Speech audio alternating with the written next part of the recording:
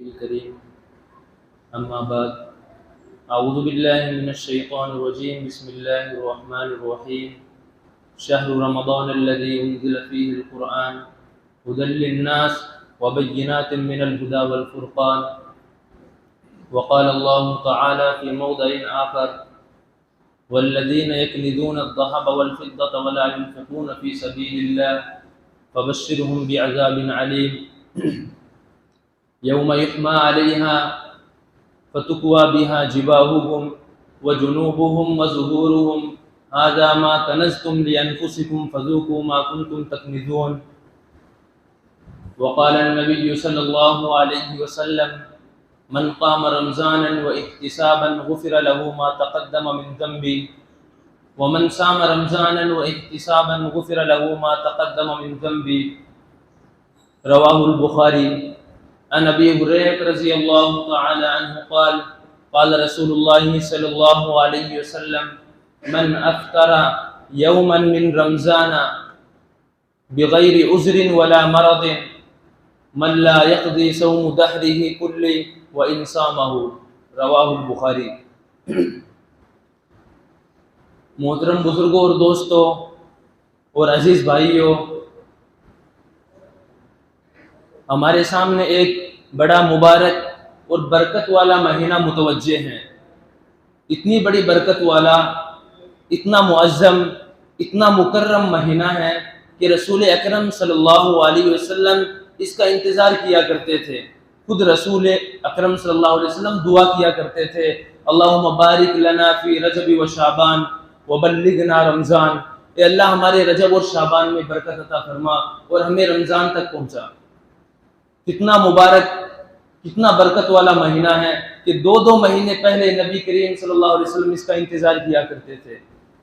اور اس سے بھی ایک بڑی بات یہ ہے کہ آسمانی جتنی بھی کتابیں ہیں، تورات، انجیل، زبور، صحیفے، قرآن کریم، سب کتابیں رمضان ہی کے مہینے کے اندر نازل ہوئی۔ یکم رمضان، پہلے رمضان کو سیدنا ابراہیم علیہ السلام پر صحیفے نازل ہوئے، دوسرے رمضان کو سیدنا موسیٰ علیہ السلام پر تورات نازل ہوئی، 6 یا 8 رمضان کو سیدنا داؤد علیہ السلام پر زبور نازل ہوئی، 12 یا 18 رمضان کو سیدنا عیسیٰ علیہ السلام پر انجیل نازل ہوئی، اور 21 رمضان شب قدر کی رات مقام غار حرا کے وقت جبریل امین علیہ السلام یہ چند قرآن کی آیتیں لے کر آئے تھے، اقرأ بسم ربک الذی خلق خلق الانسان من علق اقرأ وربک الاکرم الذی علم بالقلم۔ یہ 5 آیتیں قرآن کی نازل ہوئی۔ ہر سورت کہ جو بھی کتاب نازل ہوئی، تورات، انجیل، زبور، وہ ایک ساتھ پوری کمپلیٹ نازل ہوئی، لیکن قرآن کریم دھیرے دھیرے آہستہ آہستہ نازل ہوئی۔ سب سے پہلے اس کی اقرا بسم ربک الذی خلق نازل ہوئی۔ کتنا مبارک مہینہ ہے کہ اللہ تعالیٰ پوری کی پوری آسمانی کتابیں اس کے اندر اتار رہے ہیں۔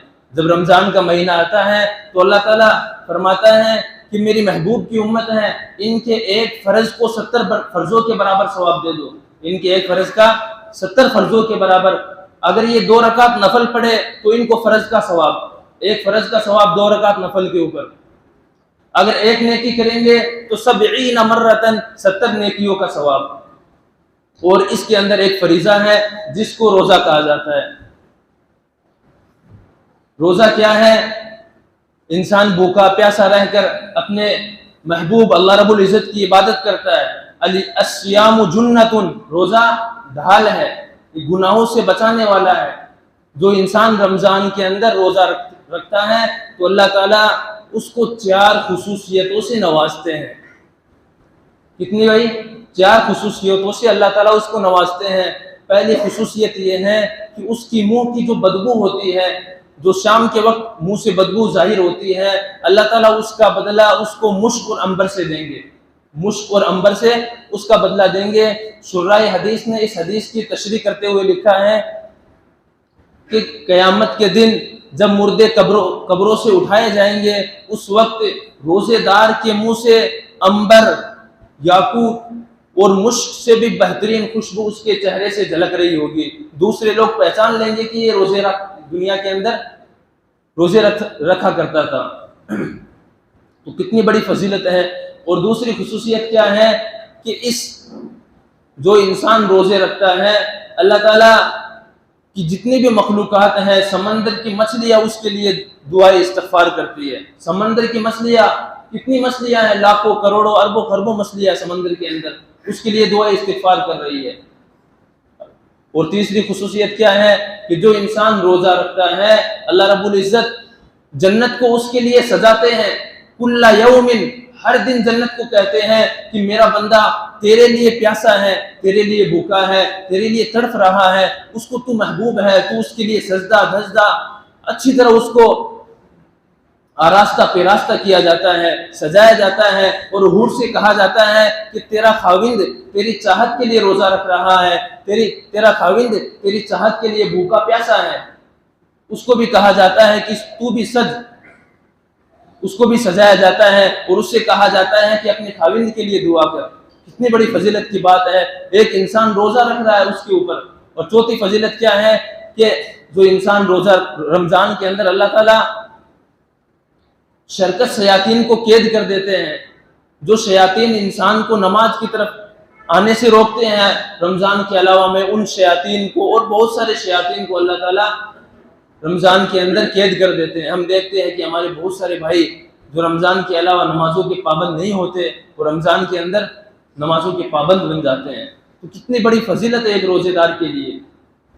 اور جو حضرت ابو ہریرہ رضی اللہ تعالیٰ عنہ کی میں نے آپ کے سامنے حدیث پڑھی کہ رسول اللہ صلی اللہ علیہ وسلم نے فرمایا، من افطر یوما من رمضان من بغیر عذر، کہ جو شخص رمضان کا روزہ افطار کر لے بغیر کسی عذر کے، بغیر کسی بیماری کے رمضان کا روزہ چھوڑ دے، تو اللہ تعالیٰ کیا فرما رہے ہیں، لم یقضی صوم دہرہ کلہ، اگر پوری زندگی قیامت تک وہ اس کی قضا کے اندر لگا رہے تو ایک فرض روزے کے ثواب تک نہیں پہنچ سکتا۔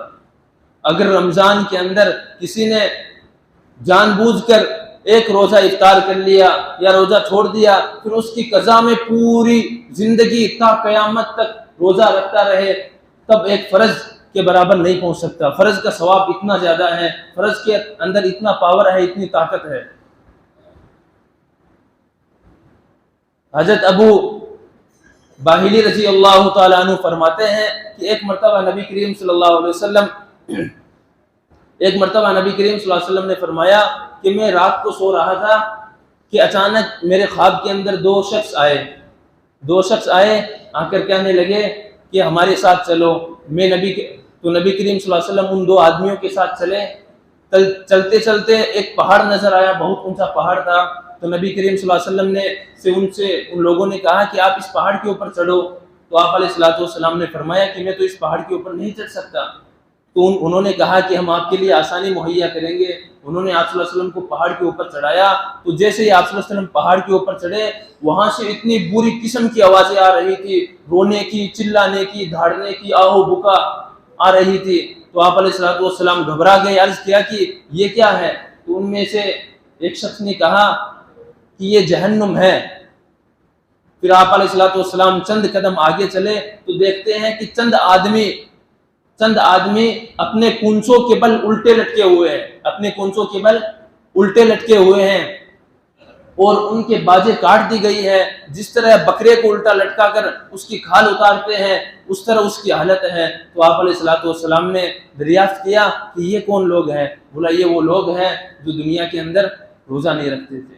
آپ علیہ السلام اللہ تعالیٰ نے فرمایا ان الذین آمنوا وعملوا الصالحات وآتوا الزکاۃ والصیام، کہ رمضان کے روزے نہیں چھوڑنا۔ اور روزہ اتنی مبارک عبادت ہے کہ اللہ تعالیٰ فرما رہے فرشتے سے فرما رہے ہیں کہ میرا بندہ اگر کوئی نیک عمل کرے، زکوٰۃ دے، حج کرے، نماز پڑھے، نفل عبادت کرے، قرآن پڑھے، ان کا ثواب تم دینا، لیکن روزے کا ثواب میں خود دوں گا۔ روزے کا ثواب اللہ فرما رہے میں خود دوں گا۔ تو ہم میں سے کوئی بھائی ایسا نہ ہو جو روزے کو چھوڑنے والا ہو۔ اللہ تعالیٰ فرما رہے من قام رمضانا، اللہ کے نبی صلی اللہ علیہ وسلم نے فرمایا من قام رمضانا واحتسابا غفر له ما تقدم من ذنبه، کہ جو شخص رات کو قیام کرتا ہے یعنی تراویح پڑھتا ہے تو اللہ تعالیٰ اس کے گناہ ایسے جب آخری رات ہوتی ہے تو اللہ تعالیٰ اس کے گناہ آگے پیچھے کے ایسے گناہ معاف فرماتے ہیں کہ 30ویں رات میں 29ویں جو رات ہوتی ہے اس میں اللہ تعالیٰ اس کو ایسا دھو دیتے ہیں کہ گناہ کا ایک ذرہ بھی اس کے اوپر نہیں رہتا۔ اللہ تعالیٰ تو بہانے ڈھونڈتے ہیں کہ کسی نہ کسی طرح میں اپنے بندے کو معاف فرما دوں۔ اللہ تعالیٰ کسی بندے پر ظلم کرنا نہیں چاہتے۔ اللہ تعالیٰ موقع دے رہے ہم کو، رمضان کا اتنا مبارک مہینہ آ رہا ہے، ہم میں سے کوئی بھائی ایسا نہ ہو کہ وہ روزہ نہ رکھے، کوئی بھائی ایسا نہ ہو جو تراویح نہ پڑھے۔ اللہ کے نبی صلی اللہ علیہ وسلم نے فرمایا کہ تراویح کے ایک سجدے کے اوپر 1500 نیکیاں ہیں۔ کتنی؟ 1500 نیکیاں اللہ تعالیٰ دیں گے ایک سجدے کے اوپر۔ ایک رکعت میں کتنے سجدے ہوتے ہیں بھائی؟ 2 سجدے ہوتے ہیں۔ 2 رکعت میں 4 سجدے، 20 رکعت میں 80 سجدے۔ اب 80 کو آپ 15 سے ملٹیپلائی کرو، کتنے ہوں گے؟ 1,20,000 نیکیاں صرف سجدے پہ مل رہی ہے۔ رکوع کی الگ ہے، قیام کی الگ ہے، جلسے کی الگ ہے، قعدے کی الگ ہے۔ قرآن الحمد کتنے حروف ہے اس کے اندر؟ 5 حروف ہے۔ رمضان کے علاوہ اگر اپن پڑھتے ہیں تو کتنی نیکیاں ملتی ہے؟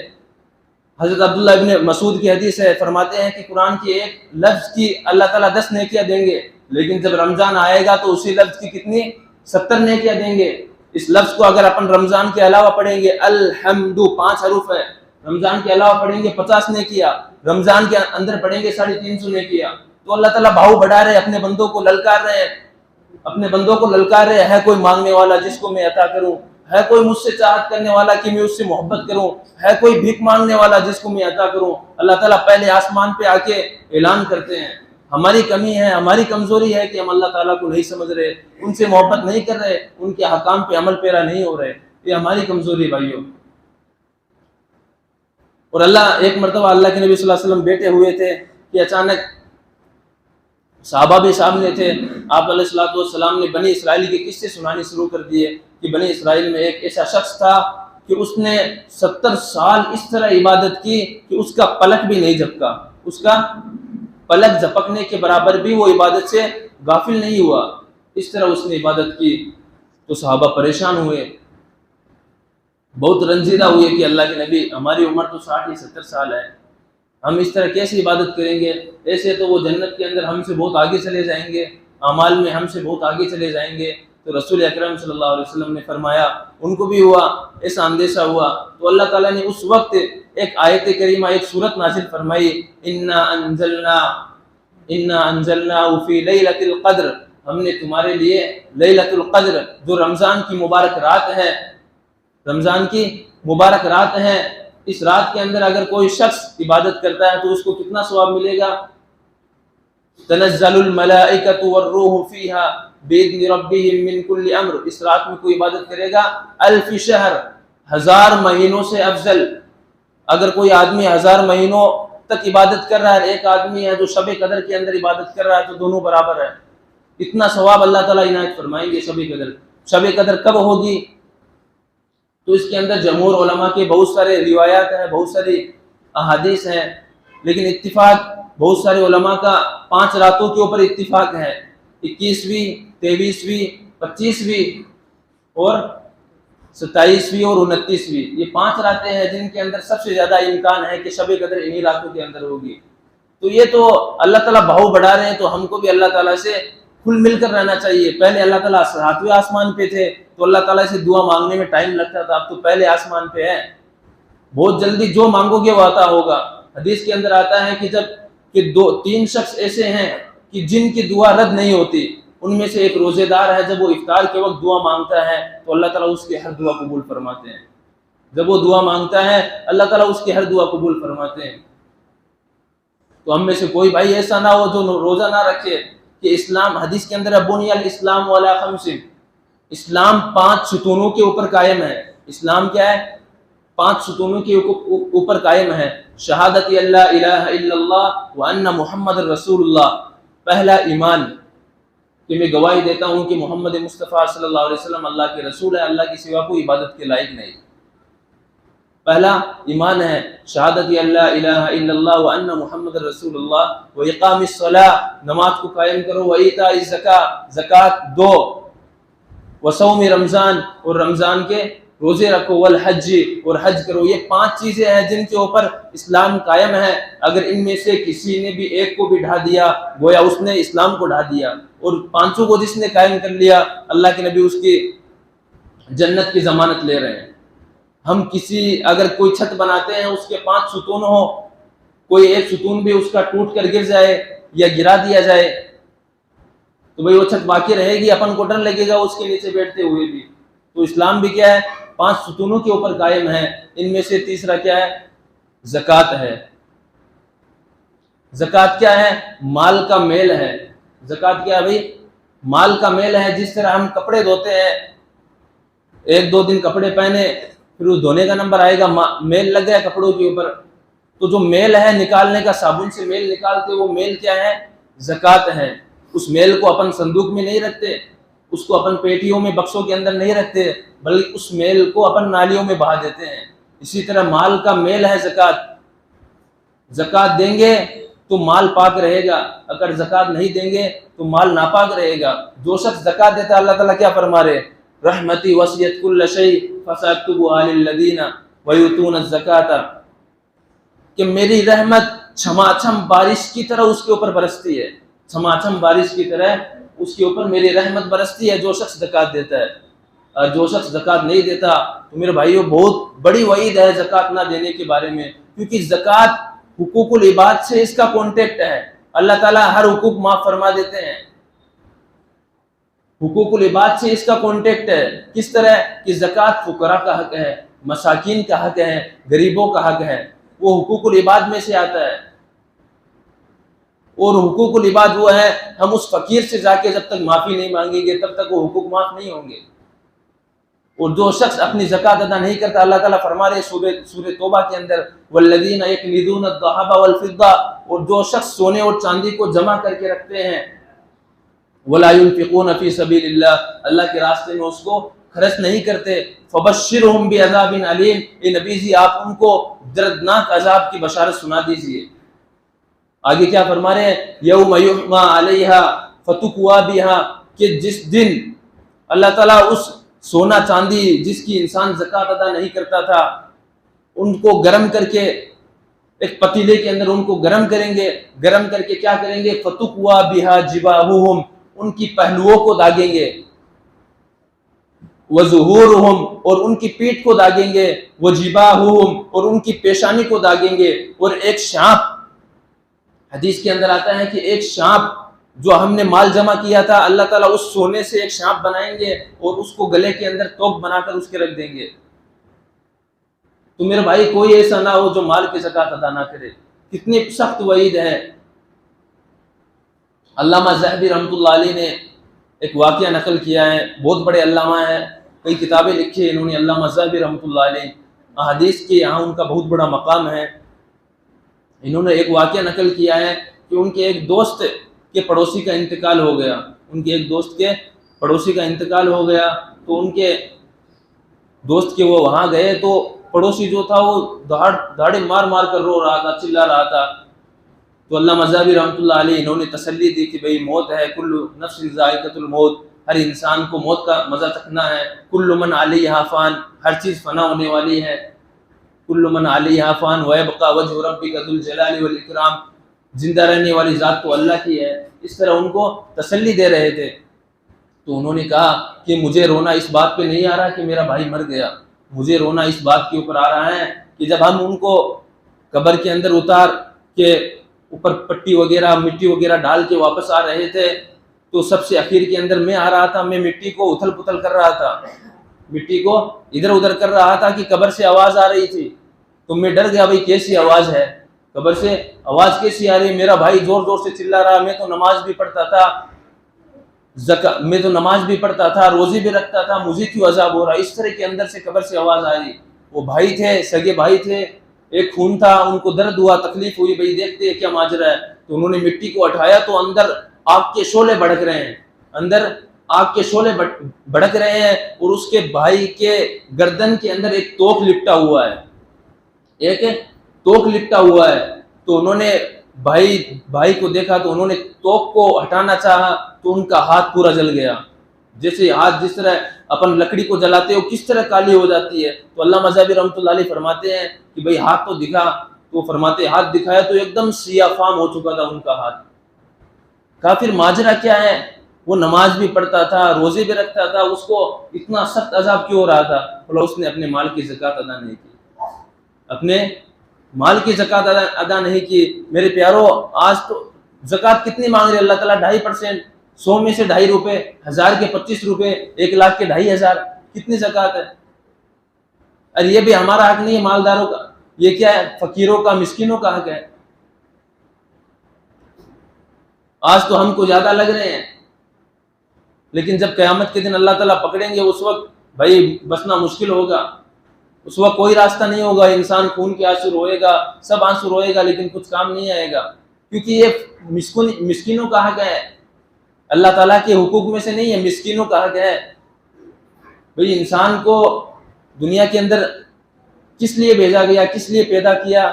تو اگر قرآن و حدیث کی روشنی میں اگر انسان غور کرے تو انسان کو 2 مقصد کے تحت دنیا کے اندر بھیجا گیا ہے۔ پہلا ہے حقوق العباد، دوسرا ہے حقوق اللہ۔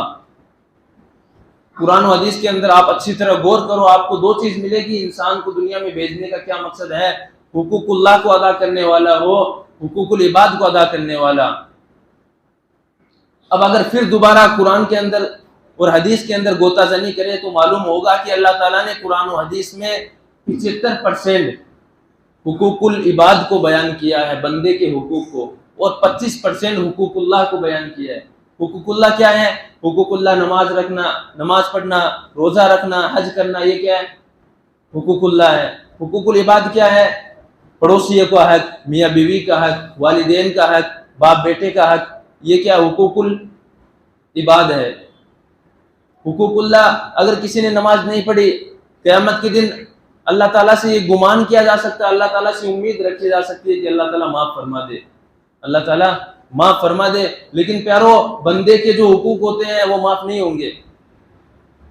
اللہ تعالیٰ تو غفور الرحیم ہے، لیکن بندہ غفور الرحیم نہیں ہے، بندہ معاف نہیں کرے گا۔ قیامت کے دن تو یوم یفر المرء من اخیہ، میاں بیوی کو چھوڑ دیں گے، باپ بیٹوں کو چھوڑ دیں گے، بھائی بہن کو چھوڑ دیں گے، کوئی کسی کے کام نہیں آئے گا۔ اس وقت ایک دوسرے کو تکیں گے، سب نیکیاں لینے کے چکر میں ہوں گے۔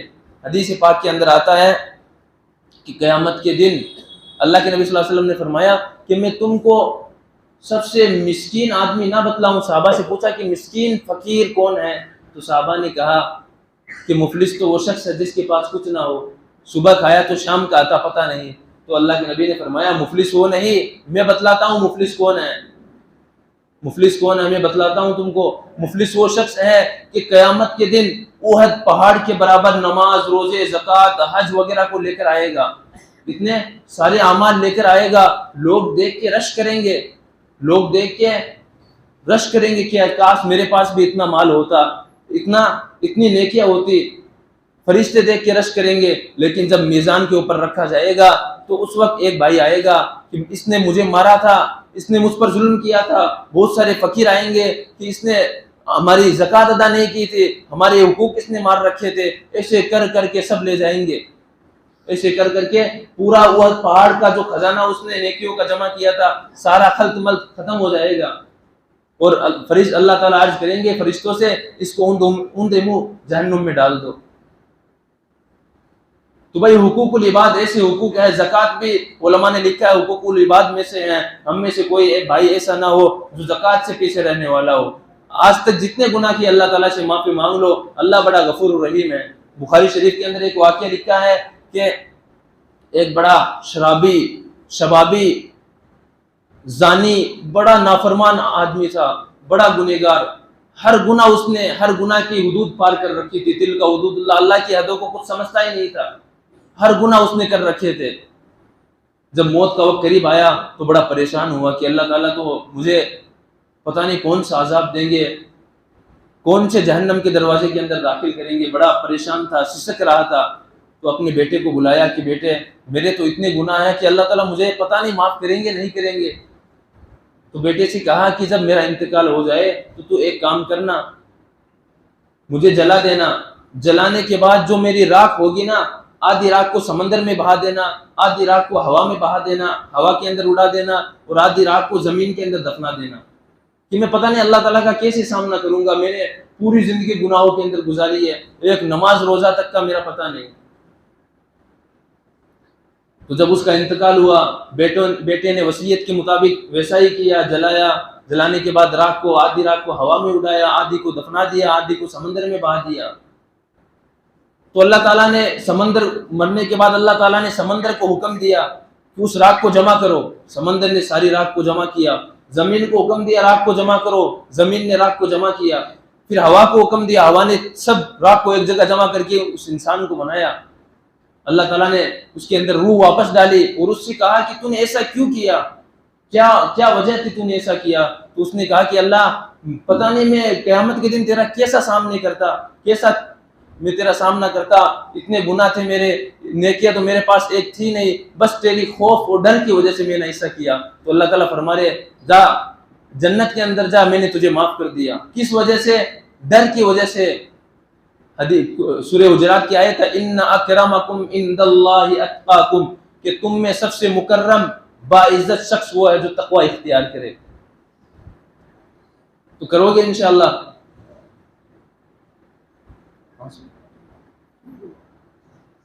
کہ بھائی جو تقوی اختیار کرتا ہے اللہ تعالیٰ نے اس کے لیے ایسے ایسے خزانے تیار کر رکھے ہیں۔